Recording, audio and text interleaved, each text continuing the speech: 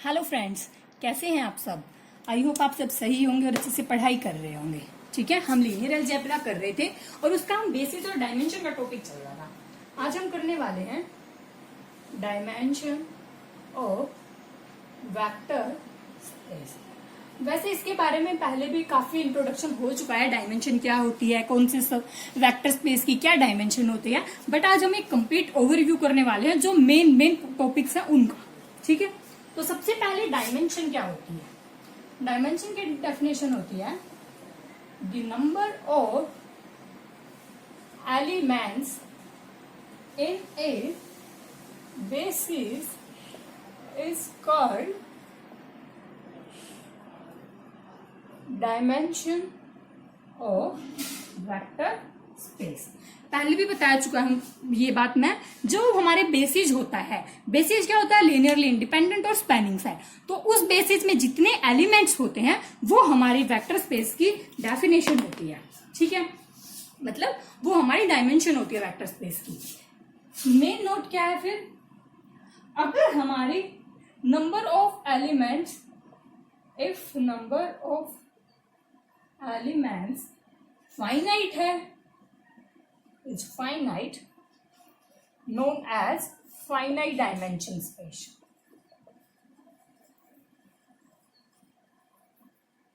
जिस भी बेसिस में एलिमेंट फाइनाइट होंगे तो finite dimension space. If number of element is infinite या नॉट फाइनाइट, एक ही बात है, तो हमारी कहलाएगी इनफाइनाइट डायमेंशनल वेक्टर स्पेस। मतलब जितने एलिमेंट्स होंगे उसी के अकॉर्डिंग हम बोलेंगे कि वो हमारे फाइनाइट है या इनफाइनाइट है। तो अब आता है मेन फर्स्ट, सारे ही लिखवा देती हूं मैं कंप्लीट, अच्छे से नोट डाउन कर लेना। तो हमारी डायमेंशन ऑफ आर क्या होती है, 1। तो डायमेंशन ऑफ R2 क्या होगी, 2। मतलब ये R ओवर R की बात हो रही है यहाँ पे, जो 1 डायमेंशन है।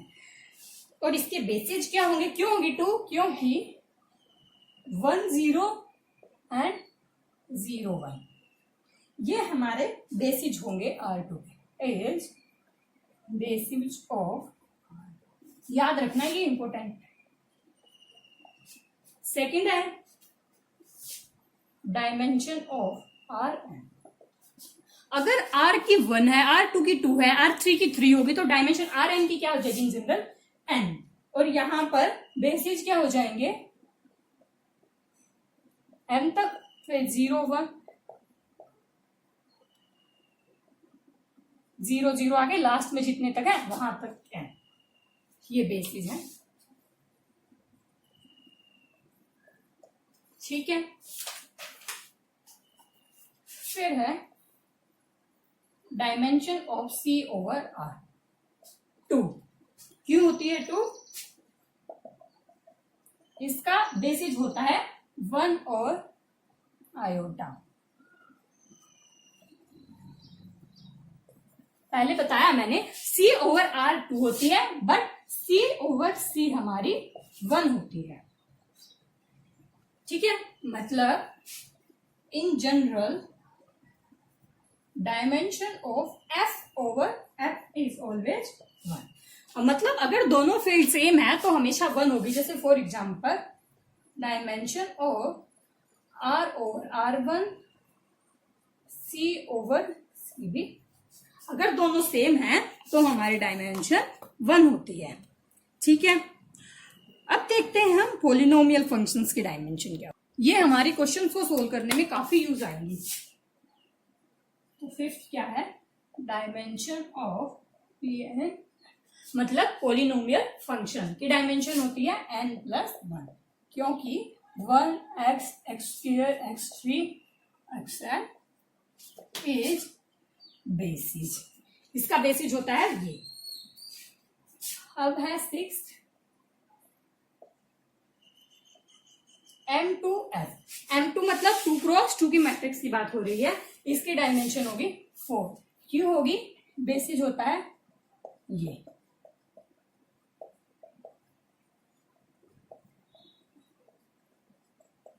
ये 4 बेसिस होते हैं, इसलिए डायमेंशन है 4। 7th है डायमेंशन ऑफ C2 ओवर, इसकी भी 4 होगी, C ओवर R की होती है 2, तो C स्क्वायर है, 2 बार हो रहा है तो 4 होगी। इसके बेसिस कौन कौन से आएंगे? 1 0 0 1 आयोटा 0 0, ये बेसिस आएंगे। ठीक है, तो ये था हमारा कंप्लीट मेन जो फील्ड्स होती हैं उनकी डायमेंशन। अब एक नेक्स्ट है इंपोर्टेंट फॉर्मूला, अगर हमारे note very very very important है, हर जगह यही यूज होता है मेनली डायमेंशन निकालते हुए। If W1 and W2 be a subspace of finite dimensional vector space we have, then dimension of W1 plus W2 क्या होता है? Dimension of W1 plus dimension of W2 minus dimension of, ये होता है formula. बहुत ही important formula है, हर जगह question solve करने में यही यूज होगा। यहां पर अगर हमें dimension of W1 plus W2 पूछी है तो हमें ये दोनों डायमेंशन पता होंगे। हमें W1 और W2 2 सबस्पेस दिए होंगे तो हम उनका इंटरसेक्शन फाइंड कर लेंगे और ये फाइंड कर लेंगे। अगर हमें ये दिया है, ये दोनों दिए हैं, तो हम कुछ भी फाइंड कर सकते हैं। फॉर्मूला यही है, अच्छे से याद रखना है फॉर्मूला। ठीक है, फिर आता है इसी का सब पार्ट है, late W1 and W2 be finite dimensional vector space and V equal to W1, ये दिया है, मतलब डायरेक्ट सम। इसका मतलब क्या होता है? अगर आपको डेफिनेशन पढ़ी होगी इसका, तो V होता है W1 प्लस W2 और W1 इंटरसेक्शन W2 होता है 0, मतलब दोनों में कोई भी कॉमन नहीं होता। तो अगर हमारा V वेक्टर स्पेस ये दिया है डायमेंशनल में, ठीक है, तो अब ध्यान से देखो, इस फॉर्मूले में पुट करो तो क्या हो जाएगी? Dimension of W1 plus W2 equal to dimension of W1 dimension of W2। अब ध्यान से देखो, जब हमारा इंटरसेक्शन इसमें 0 होता है तो हमारा वो तो 0 हो जाएगी, तो -0, तो इस डायमेंशन हो जाएगी। ठीक है, ये स्पेशल केस है, इसका याद रखना। फिर आती है हमारी इंपोर्टेंट थ्योरम, डायमेंशन थ्योरम या फिर सिल्वेस्टर लॉ, दोनों नाम से जानी जाती है। तो हमारी है डायमेंशन थ्योरम या फिर सिल्वेस्टर्स लॉ। बीएससी में पढ़ा होगा आपने ये थ्योरम, इसका प्रूफ भी आता है। क्या कहते हैं?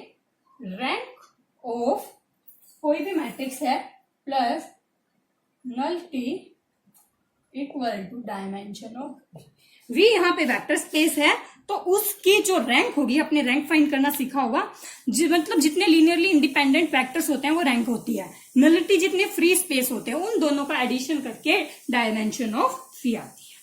ठीक है, फिर है नेक्स्ट थर्ड है, और dimension of W1 by W2 होती है। कई बार हम इस फॉर्मूले में कंफ्यूज हो जाते हैं, हम यहाँ पे डिवाइड देके डिवाइड कर देते हैं, बट अगर यहाँ पे डिवाइड है तो यहाँ पे माइनस आएगा। अच्छे से याद रखना ये फॉर्मूला। फिर है एक और, लेट W1 W2 2 सबस्पेस दिए हैं, ठीक है, जिनकी डायमेंशन है having dimension m cross n matrix क्या है, जहां पर हमारा m greater than equal to n है, तो हमारी dimension of W1 intersection W2 क्या होगी? लेस देन होगी मिनिमम ऑफ, मतलब जो हमारा इंटरसेक्शन होता है वो हमेशा जो W1 और W2 की होंगी उनसे मिनिमम होगा, मतलब मिनिमम ऑफ mn। ये m क्रॉस n, ये mn, मतलब W1 की डायमेंशन m है, W2 की n है, तो इंटरसेक्शन की क्या होगी? दोनों का मिनिमम। तो दोनों का मिनिमम क्या है? n छोटा है, m बड़ा है, तो n। तो इंटरसेक्शन की डायमेंशन हमेशा लेस देन होगी, मतलब मिनिमम होगी दोनों की, तो मिनिमम यहाँ पे n है तो डायमेंशन हो जाएगी n। तो ये थे कुछ इन पे ओवरव्यू डायमेंशन वगैरह के, सब आपको याद रखने हैं। अब एक एग्जांपल देखते हैं इस थ्योरम पर। तो हमारा एग्जांपल है ये, हमें ए और बी दो वेक्टर स्पेस दिए हैं, ए ये है, बी ये है। अगर हम डायरेक्ट देखना चाहें, डायमेंशन ऑफ ए हो जाएगी 2, क्योंकि यहाँ पे दो एलिमेंट्स यूज हो रहे हैं और दोनों डिफरेंट है, कोई कंडीशन नहीं गिवन है, जेड इसमें 0 है। ऐसे ही डायमेंशन ऑफ बी क्या हो जाएगी, यहाँ पे भी 2 है, ठीक है। और इंटरसेक्शन में क्या हो जाएगी, ध्यान से देखो, फर्स्ट यहाँ पे 0 है, यहाँ 0 है, तो फर्स्ट तो नहीं होगा, सिर्फ सेकंड एलिमेंट कॉमन है, तो डायमेंशन इंटरसेक्शन की हो जाएगी 1। फॉर्मूला लगा दो, a प्लस बी का फॉर्मूला भी क्या बताया था, dimension of a dimension of b minus dimension of a intersection b। a की क्या है 2, b की भी 2 माइनस 1, तो हमारी a प्लस बी की डायमेंशन आ गई 3। अब आपको ये कंफ्यूजन होगा कि इंटरसेक्शन निकालें कैसे, जैसे मैंने तो डायरेक्ट बता दिया एक कॉमन है, कई बार कॉम्प्लिकेटेड भी हो सकता है जहां पे नहीं पता लगे, तो हमने इसका इंटरसेक्शन कैसे फाइंड किया है यहां बता देती हूँ। इंटरसेक्शन के लिए आप लेट कर लो, जैसे लेट कर लिया, कोई भी दो वेक्टर, मतलब ये वेक्टर ले लो जिस टाइप का हमें दिया हुआ है, belongs to A intersection B, ठीक है। तो अगर इंटरसेक्शन में कर रहा है बिलोंग, तो यू वी डब्ल्यू ए में भी बिलोंग करेगा, यू वी डब्ल्यू बी में भी बिलोंग करेगा। अगर इंटरसेक्शन में कर रहा है तो दोनों में करेगा। तो फर्स्ट हमारा क्या था, हमें ए क्या गिवन था, ए हमें गिवन था ये 0 नहीं एक्स वाई 0 और बी था 0 वाई z, हमें ये ए भी दिए थे। तो अगर आप ध्यान से देखोगे, अगर ये दोनों बिलोंग कर रहे हैं ए में भी बी में भी, अगर ए में बिलोंग कर रहे हैं तो हमारा डब्ल्यू क्या है यहाँ पे 0, यू एक्स है वी वाई है, डब्ल्यू क्या है 0। अगर बी में बिलोंग कर रहा है तो हमारा u इक्वल टू 0 है, ठीक है। आया क्या कॉमन, सिर्फ एक एलिमेंट, तो हमारा ये बन क्या जाएगा 0 v 0, ये बन गया जो कि इंटरसेक्शन में बिलोंग कर रहा है। तो हमारे एलिमेंट्स कितने आए, सिर्फ एक ही तो यूज हुआ, तो ऐसे आई थी इसकी डायमेंशन 1। अगर आपको डायरेक्ट पता नहीं लग रहा तो ऐसे लेट करके फाइंड कर सकते हैं, ठीक है। तो फ्रेंड्स कंप्लीट हो चुका है हमारा बेसिस और डायमेंशन का। हम 1-2 क्वेश्चन नेक्स्ट वीडियो में करेंगे ताकि आपको अच्छे से अंडरस्टैंडिंग हो जाए। तो थैंक यू, वीडियो अच्छी लगी तो लाइक करना, चैनल को सब्सक्राइब करना मत भूलना। Thank you.